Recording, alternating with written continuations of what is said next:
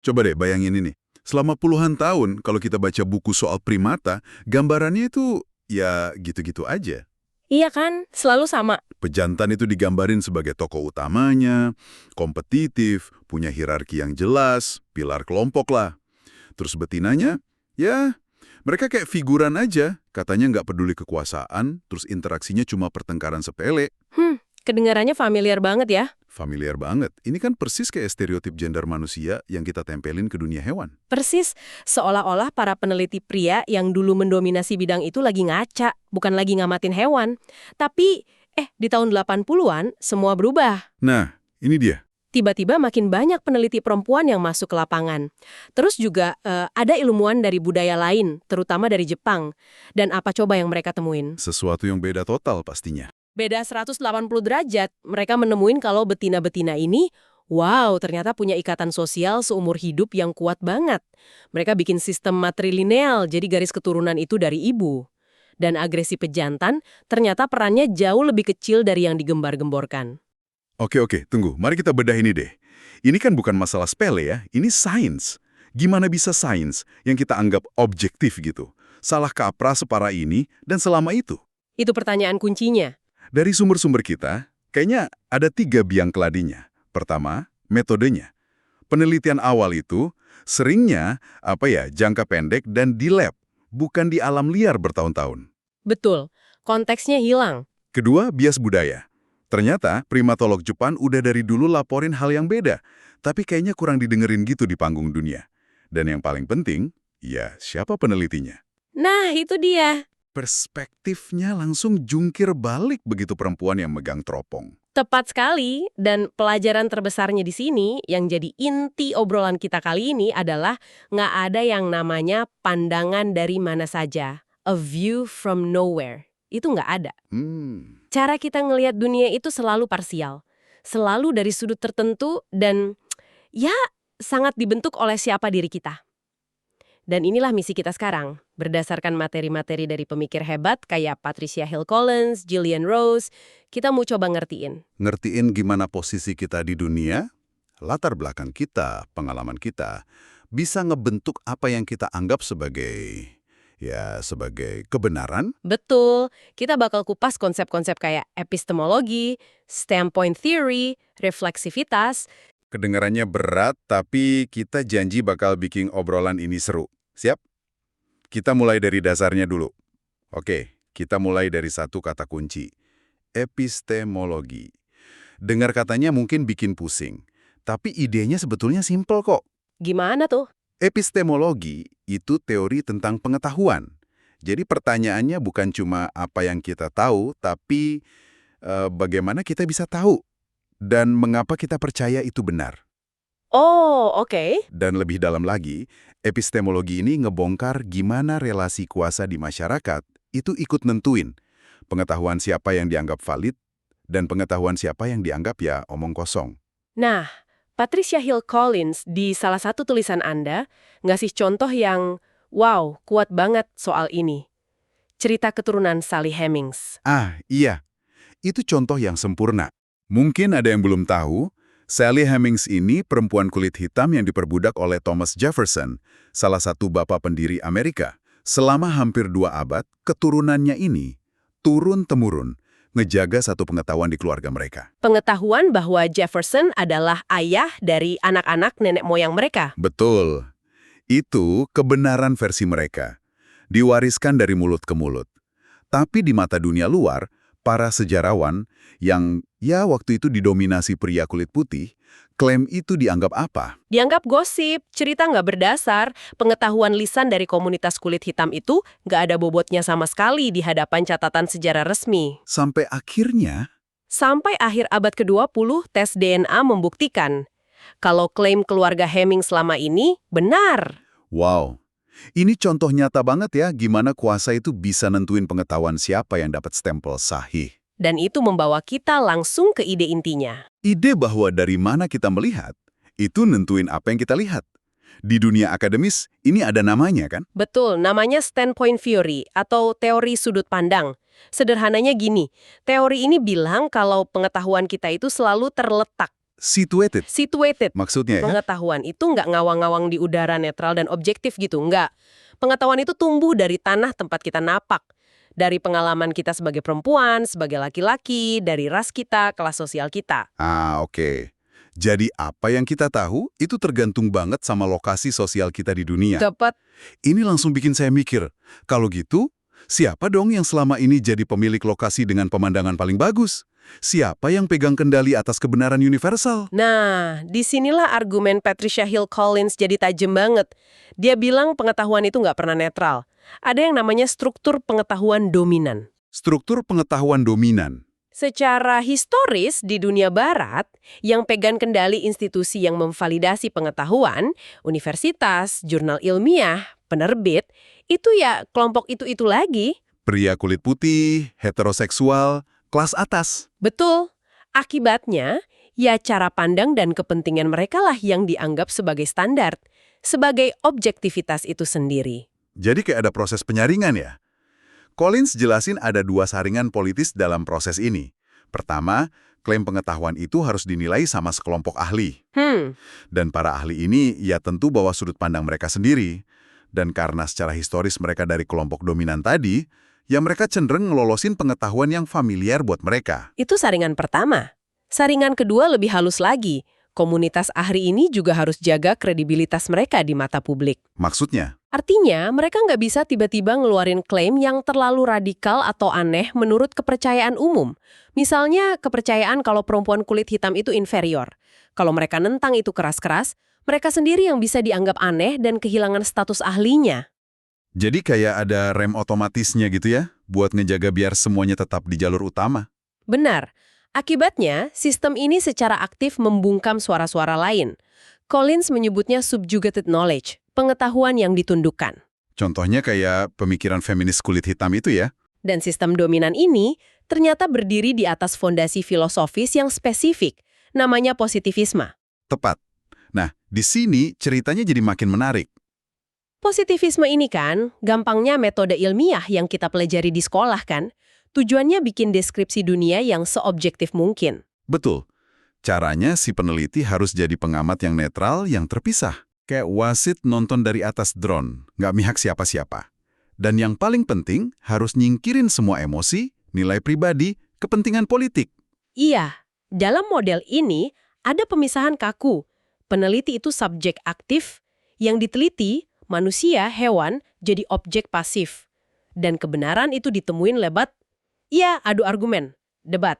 Teori yang paling kuat adalah yang bisa bertahan dari kritik paling tajam.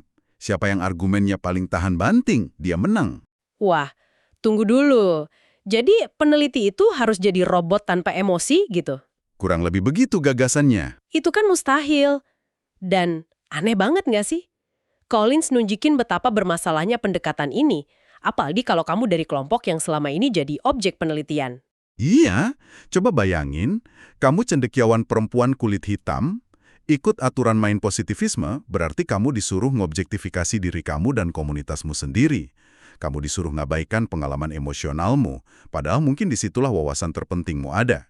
Dan yang paling parah, kamu harus masuk ke arena debat adversarial itu, berhadapan sama orang-orang yang dari awal udah punya kuasa sosial dan profesional jauh lebih besar. Kayak disuruh tinju dengan satu tangan diikat di belakang.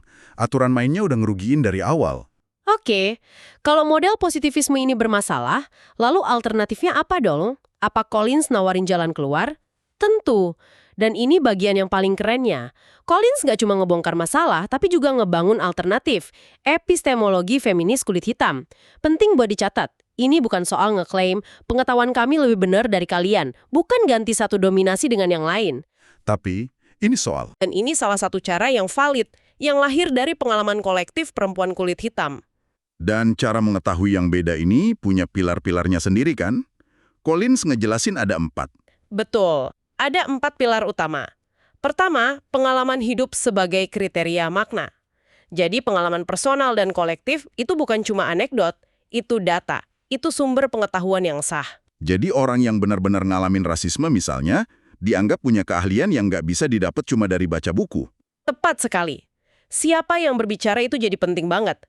Lanjut pilar kedua, yaitu penggunaan dialog. Kalau positivisme, cari kebenaran lewat debat yang saling serang. Epistemologi ini nemuinnya lewat dialog, lewat berbagi cerita.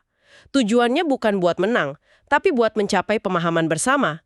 Pengetahuan itu dibangun bareng-bareng. Care. Ingat kan positivisme nuntut peneliti buang emosi? Nah, di sini justru sebaliknya. Emosi kayak empati, kepedulian, nilai-nilai kayak keadilan sosial, itu semua dianggap aset. Bukan polusi yang notorin data, tapi justru kompas. Kompas yang bisa nuntun peneliti ke pertanyaan-pertanyaan yang lebih manusiawi. Tunggu, tapi apa ini nggak berisiko? Nggak bikin penelitian jadi subjektif banget dan nggak bisa dipercaya? Di mana batas antara peduli dan bias yang membutakan? Nah, pertanyaan bagus. Disinilah pilar keempat masuk, etika akuntabilitas pribadi. Gimana tuh? Peneliti nggak sembunyi di balik jubah objektivitas. Mereka secara personal tanggung jawab atas apa yang mereka tulis. Dan tanggung jawabnya itu bukan cuma ke editor jurnal, tapi terutama ke komunitas yang mereka teliti. Penelitian ini berguna nggak buat mereka? Hormat nggak sama mereka? Jadi itu mekanisme kontrolnya ya. Biar kepedulian nggak jadi bias yang merugikan. Ini benar-benar ngubah seluruh aturan main. Iya kan? Pertanyaannya jadi bukan cuma apa yang kita tahu, tapi gimana cara kita tahu dan buat siapa pengetahuan ini. Dan ini ngebawa kita ke peran si peneliti itu sendiri. Konsep kuncinya di sini, positionality atau posisi. Betul. Posisi ini kesadaran peneliti tentang dari mana dia berasal. Posisi sosialnya, ras, kelas, gender, pendidikan, pengalaman hidup. Semua itu ngebentuk kacamata yang dia pakai. Tapi sadar aja kan nggak cukup. Perlu ada proses aktif buat terus-menerus mikirin gimana kacamata ini ngaruh ke penelitian. Proses ini yang namanya refleksivitas. Dan proses ini, seperti yang ditunjukin sama Gillian Rose, ternyata jauh lebih rumit dari yang kita kira. Cerita dari Gillian Rose ini benar-benar bikin mikir ya. Ceritain deh. Jadi, dia ini akademisi perempuan kulit putih dari Inggris, aksennya kelas menengah banget. Suatu hari dia wawancara pria kelas pekerja dari Skotlandia. Di tengah wawancara, teman si pria ini lewat. Terus si pria yang diwawancara ini noleh ke temannya, ketawa, terus nyeletuk. Lihat nih, aku lagi diwawancarai buat Radio 4. Buat yang nggak tahu, Radio 4 itu radio BBC yang identik banget sama kelas menengah intelektual Inggris. Dan celetukan singkat itu? Bikin Rose kepikiran terus. Apa maksudnya? Dia cuma bercanda soal alat rekam.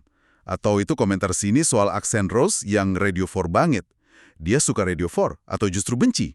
Dan dia nggak akan pernah tahu jawabannya. Momen kecil yang ambigu ini nyadarin dia betapa naifnya gagasan kalau kita bisa memetain posisi kita dan orang lain dengan sempurna. Tepat. Rose pakai pengalaman ini buat ngeritik apa yang dia sebut refleksivitas transparan, yaitu keyakinan kalau peneliti, asal cukup jujur, bisa paham secara utuh dan jernih tentang dirinya sendiri. Sama trik dewa atau God trick dari positivisme yang ngaku bisa lihat segalanya dari atas tanpa punya posisi. Jadi intinya, mau pakai trik dewa atau trik dewi, dua-duanya cuma ilusi. Bisa dibilang gitu. Tapi, dan ini yang menarik, Rose bilang kegagalan ini justru produktif.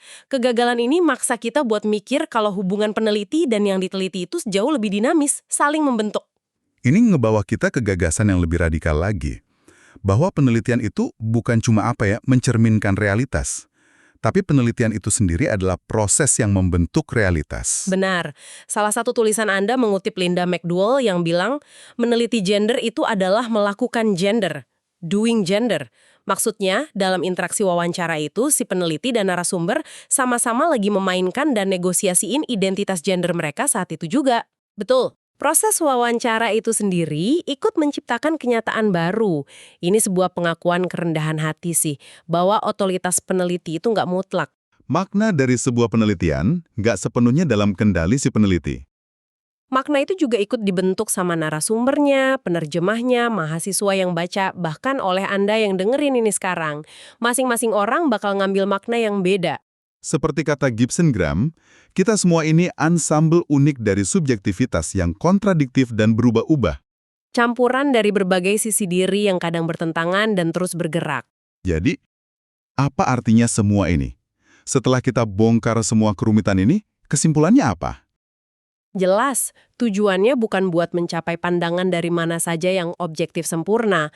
Itu fantasi. Tujuan dari semua refleksi ini bukan untuk membersihkan diri kita dari bias, karena itu juga mustahil. Tapi untuk memahami bagaimana bias itu bekerja, baik bias kita sendiri maupun bias orang lain. Benar. Tujuannya adalah untuk mengakui dengan jujur kalau semua pengetahuan itu parsial, spesifik, dan datang dari sudut pandang tertentu. Dan kalau kita balik lagi ke Patricia Hill Collins, mungkin kebenaran yang paling objektif itu justru datang dari dialog antara berbagai pengetahuan parsial ini. Saat banyak kelompok yang beda bisa bicara dari sudut pandangnya masing-masing, tanpa harus ngeklaim sudut pandangnya satu-satunya yang benar. Ini tentang menggeser pusat atau pivoting the center, bukan ganti satu pusat dominan dengan yang lain. Jadi bukan lagi soal nyari satu kebenaran dengan K besar, tapi menghargai sebuah jaringan kebenaran-kebenaran parsial yang saling nyambung. Hasilnya mungkin lebih berantakan, tapi jauh lebih kaya, lebih rumit, dan lebih jujur. Dan ini ngebawa kita ke sebuah pemikiran penutup. Betul, karena semua obrolan ini bukan cuma buat akademisi. Coba deh terapkan ini di kehidupan sehari-hari.